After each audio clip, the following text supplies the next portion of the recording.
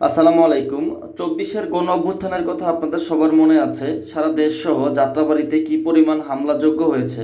এতে কিন্তু অনেক মানুষ শহীদ হয়েছে। তো এখানে যাত্রাবাড়ী মোড়ে একটি স্মৃতিফলক তৈরি করা হয়েছে।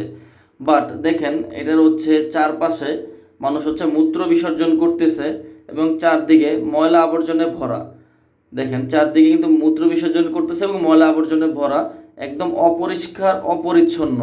এখানে যারা শহীদ হয়েছিল তাদের হচ্ছে নাম এবং হচ্ছে পেশা, জন্ম ও মৃত্যুর তারিখ লেখা আছে। আসলে তারা হচ্ছে আমাদের দেশের সূর্য সন্তান। তাদের জন্যই বাংলাদেশের মানুষ এখন গণতান্ত্রিকভাবে চলাফেরা করতে পারতেছে এবং হচ্ছে কথা বলতে পারতেছে এবং হচ্ছে একটা নির্বাচিত সরকার আমরা পেয়েছি। বাট দেখেন এটা জাস্ট তৈরি করছে, এমনভাবে তৈরি করছে, জাস্ট মানে প্রয়োজন ছিল এই জন্য তৈরি করছে। কোনো যত্ন নাই, অব্যবস্থাপনা। দেখেন যে নামগুলো আছে তার আশেপাশে ময়লা জমে আছে, জাস্ট তৈরি করছে। বাট এটার আসলে কোনো প্রকার কোনো যত্ন নেওয়া হয় নাই, একদম দায় সারা ভাব। তো এটা আসলে খুবই দুঃখজনক।